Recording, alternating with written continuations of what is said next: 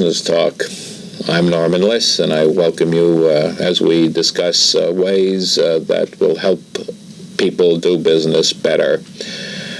Our subject today is personnel, and my guest is the author of a book called Do It By the Book.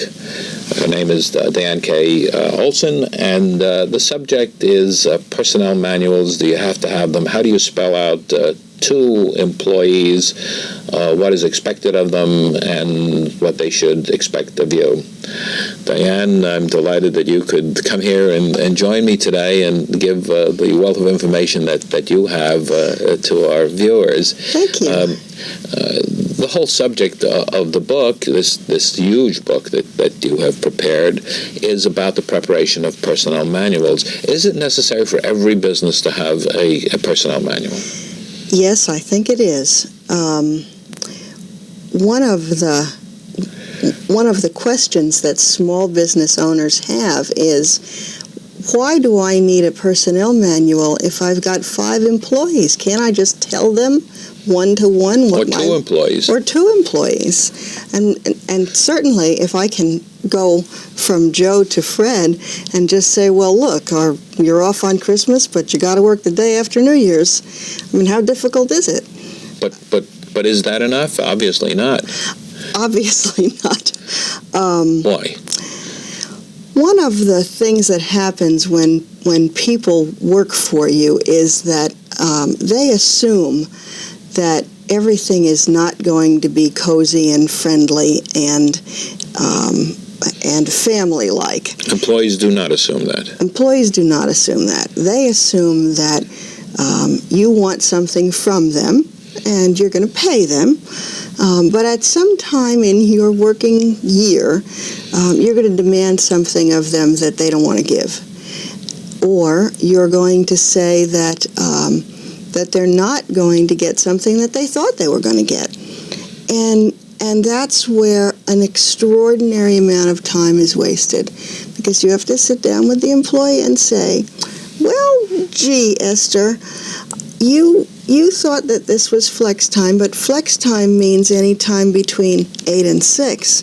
Flex time doesn't mean you work 3 hours today and 12 hours tomorrow. We need coverage at the front desk. So you have to spell it all out, is what you're saying. You have to be explicit. You have to be clear about what you want from your employees and what constitutes unacceptable performance or unacceptable work habits. You mentioned something a moment ago. You used the word family. Employees are not family. They really aren't. Even if they are truly family, once they walk in the door of the workplace, they're not family. And it's really, really important to say, my brother-in-law is out front selling shoes while I'm back here doing the books. He's the shoe salesman. He's not my brother-in-law anymore. But that's hard to do, of course, with family. And there's a saying that has gone on for many, many years. It says, never hire family or never work with family. Yes, and it's sort of the same old saying as never buy a boat with a friend, because when the boat sinks, you lose the friend too. But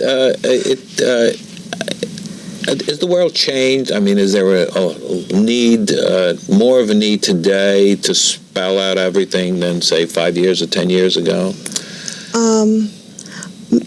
I think that today's worker, first of all, if you're dealing with college-educated workers, they're more used to seeing documentation. They're more used to following a structure, and if they've been trained in the systems analyst area, they're extremely used to having a manual that says do step A and then do step A1, and they are used to following direction. So it's not a question of just having a manual for blue-collar workers. Oh, definitely not. Definitely not. I think one of the things that companies have found is that college-educated workers especially want to know where they're going when they join a firm. They really are very geared to their own personal growth. Unlike 40 years ago, they're not going to join a company and say, this is my work life for the rest of my life. They're going to join a company and say, I'm going to do this as long as it leads to growth here. And after I stop there, then I want to know that I can go somewhere else and grow some more. So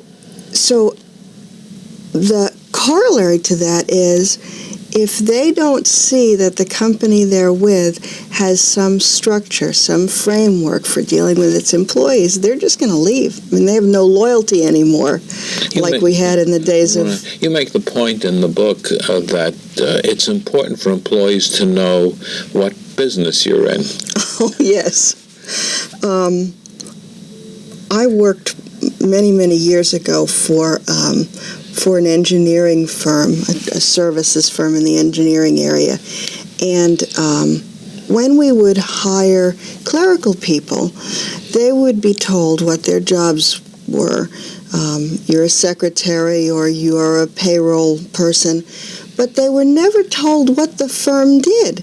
And so one day, a young woman who worked in payroll was assigned to file some things. And the note on the top said, file in round file. and so some of the things were important, and she didn't know what the round file was. And she spent a morning going around asking people, where's the round file? You have a very good illustration in your book about paper clips. And why don't you talk about that a little bit? I think that if you know what you're supposed to be doing in advance, you can do it much more effectively and productively. And the paperclip illustration is, if you give anybody a pile of paper clips and say, well, now you start attaching these paper clips one to each other. It doesn't matter whether it's a college-educated person or a clerical person or an auto mechanic. Just your job today is to attach these paper clips.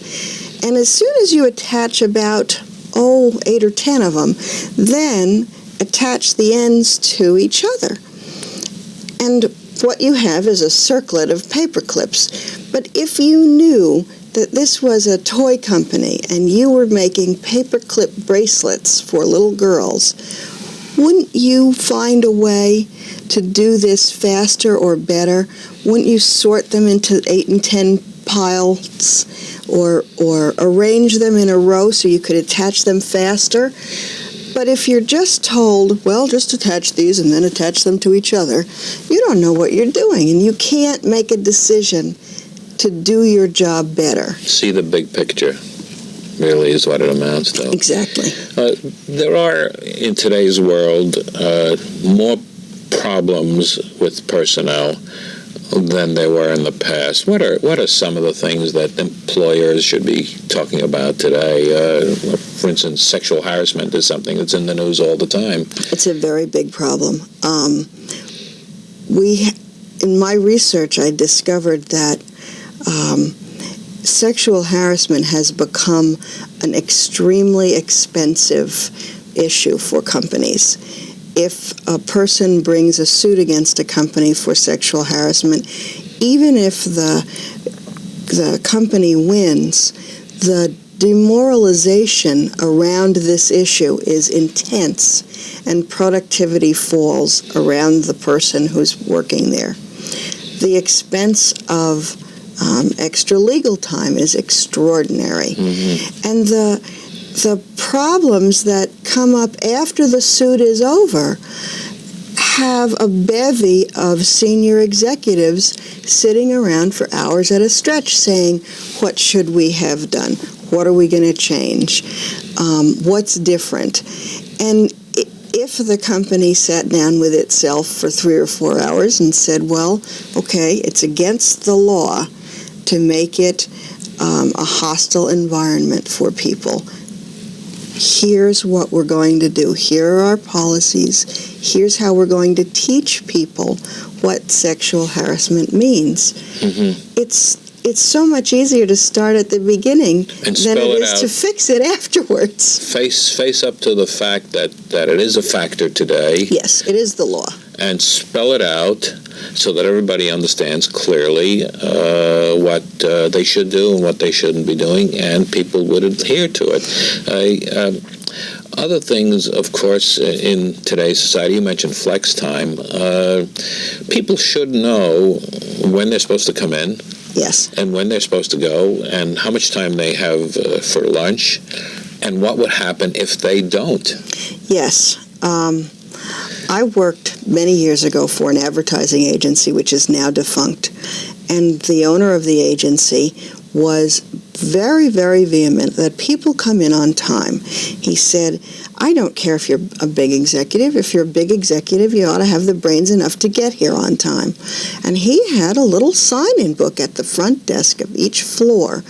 And there was a red line at 9:15. And if you came in after 9:15, you had to write your name under the red line. And don't you know, even the section heads and the copy supervisors and the art directors were called on the carpet for coming in late. It was one of his little rules. But it was a rule. But it was a rule. And everybody knew it. And everybody knew it. When you were hired, your group supervisor said, the boss wants you in on time. Here's the sheet that says in on time. Spell it out. Spell it out.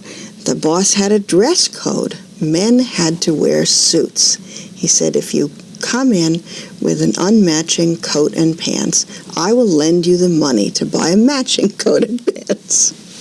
But he had certain rules. Yes. When you describe this boss, whether you agree with him or disagree with him, the feeling that I have in my observations is that there is an adversarial relationship between bosses and employees. I suppose it's always existed, and maybe what you do in your book is to say recognize that factor and make sure that everything is quite clear, because getting back to family, they're not family. They're people who at some time you might have some question about something, but if it's all spelled out in advance, there's no question to it.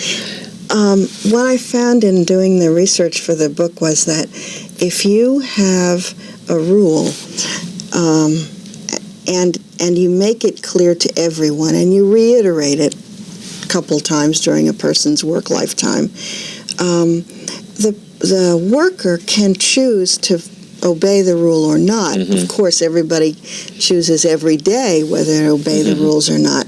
But if you don't have a clear policy about something, then the worker can always say, well, you didn't tell me. Or, well, you let Fred do it, and why did you let him do it and I can't do it? Yes. Policy should be consistent. The policy should be consistent, and everybody should know what it is, even if it's foolish.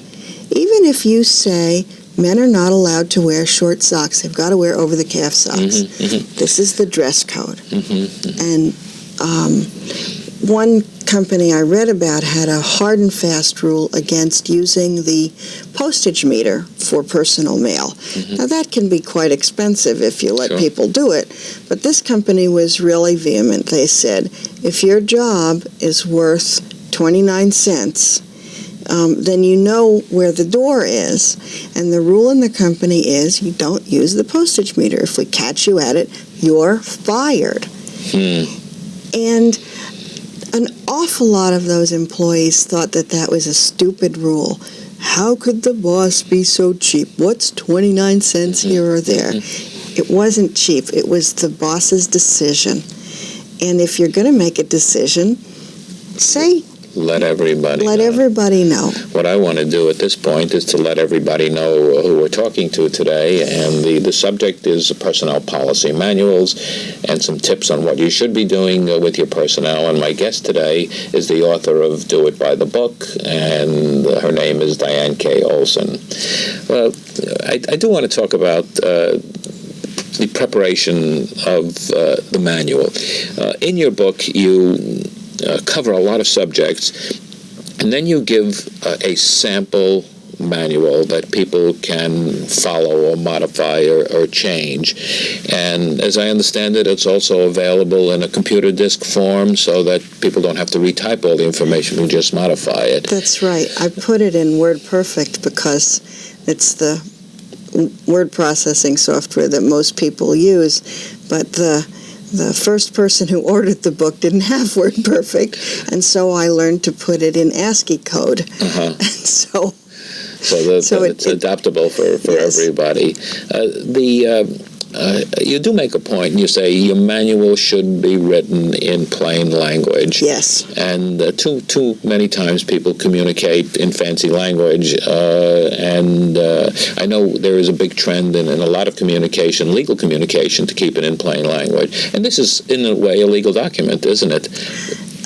In New York State, I believe that it can be construed as a contract of employment, which is why if you do make a new policy manual, you should take it to your lawyer and make sure that there's a statement about this personnel policy manual is a guideline but not a contract of employment. But the language itself, to stay with that for a moment, is simple, everyday language. And very, very clear. Clear enough for loading dock workers and housekeeping and maintenance people, and clear enough so that the college graduate who's in architectural school at night and doesn't get much sleep can also understand it. Getting back to the legal aspect of it, so it does hold up in a dispute if you've spelled it all out. One of the things that, of course, most companies do today, and from the smallest to the largest, is reviews of an annual review or a semi-annual review of the employee, which is shared with the employee. How does that work? Well, some companies tie a performance review to an annual salary review, and so that your performance is looked at by the boss, and the boss says, yes, you've done well, and you're going to get your 2% or 6% raise this year again. But many companies, especially the larger ones, are doing performance reviews that aren't tied to salary, and they're doing them more than annually. And they do it because if you have a motivated employee, and maybe it works better if you have an unmotivated employee, that person is going to sit with you seriously and say, I want to get to point A in 3 years. Now, how am I doing in my current job? And how am I going to take on more responsibility or add to my work so that I get this promotion or I get looked at as more of a supervisory talent? And for an unmotivated employee, if you don't tell them that they're doing poorly or they're falling below expectations or they're in jeopardy of their job continuing, you might have a nice, tidy little lawsuit on your hands if you fire them summarily. It's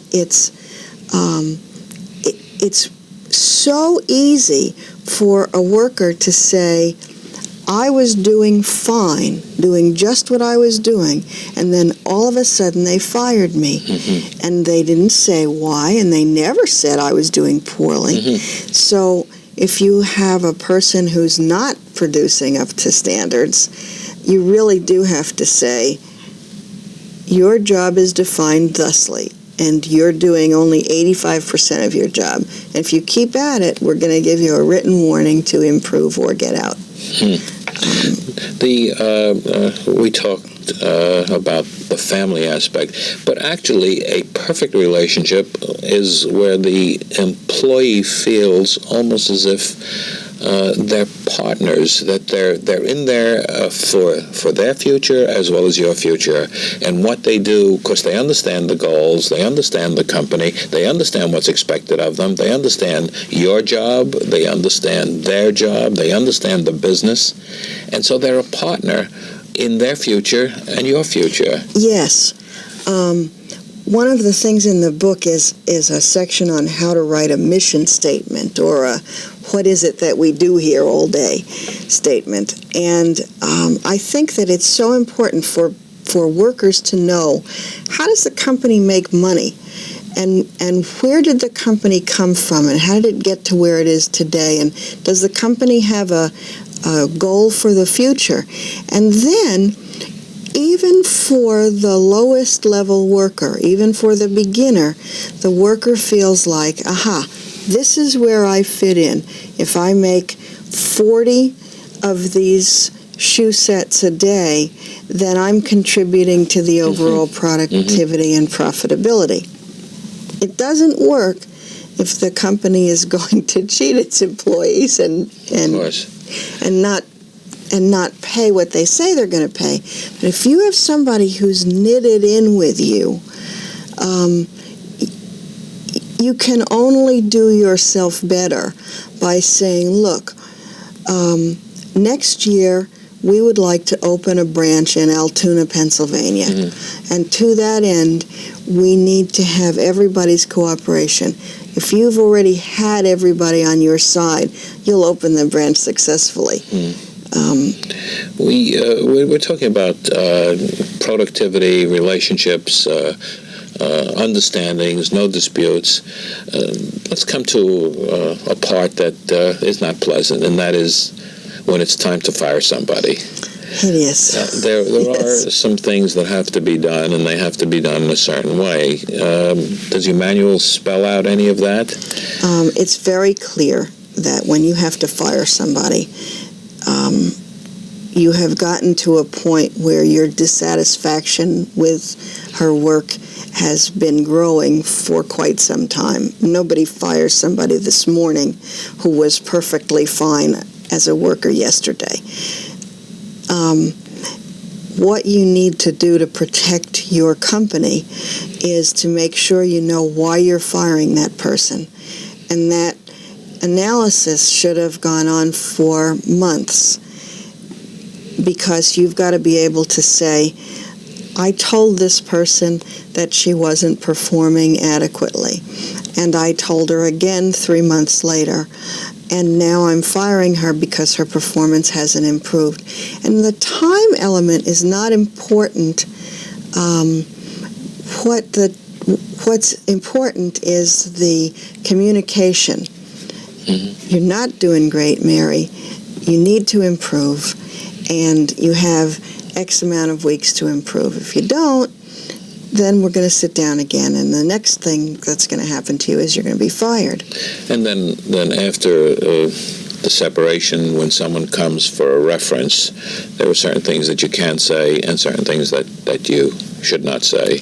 These days, the best thing to do is to say simply that Mary Jones worked here from X date to Y date, and her title or her function was shift supervisor, and that's all you say. And the reason that you do that is because people are very litigious, especially if they've been fired. And the confidence, the confidentiality of the employee's records has been a court issue in a lot of cases. One of the things that I do want to say is that we should give people a telephone number that they can call to get more information about this whole subject or about the book. What number should be called? Well, for more information about the book, they can call 914-664-0035, which is the phone number for Clarity and Company. Okay. Would you repeat the telephone number just in case someone didn't have a pen or pencil handy? It's 914-664-0035. And we'll put that up on the slide at in the closing credits so that people will be able to see that. Let's try and sum up a little bit of what we've said. We said spell it out, give them all the details, make sure that it doesn't have to be an enormous thick book such as yours, no, but of course you've laid out a lot of things, the do's and the don'ts, and given examples. But it is very, very important that all your personnel practices are spelled out. Is there any one thing that is most important in personnel relations? Well, one thing that's most important in creating the manual is even if you have nothing else in there, you must tell workers everything that relates to their paycheck, when to come in and how long they have to work, and how much vacation they get, and what overtime pay they get, how much sick time they're entitled to, and how they have to report if they're going to be sick. But that's money is the key. Money is the key. Nobody wants to work with an unclear idea of how they're going to get paid. And that helps the business owner too, because you spell out what your cash outgo every Friday is going to be. So it seems to all turn about that whole subject of money and finance, and I guess that's the glue that puts it all together, is that people are working because they have to work, and they're working for money, and that's what it's all about. Everybody wants to get paid, and you want to make a profit. And sometimes the two work together. Well, when it works together, then you have a perfect relationship, is really what it amounts to. Yes. And what we have is a perfect time, because we've run out of our time. So I definitely want to thank you for being here today and giving us these personnel tips. It was wonderful. Well, Thanks. thank you. My guest today has been Dianne K. Ross, who is the author of Do It by the Book, which tells how to prepare a personnel manual and a lot of the things that are involved in doing that. The name of this program is Business Talk, and I'm Norman Liss. We hope that we're able to help you to do business better. And until next time, I wish you much success.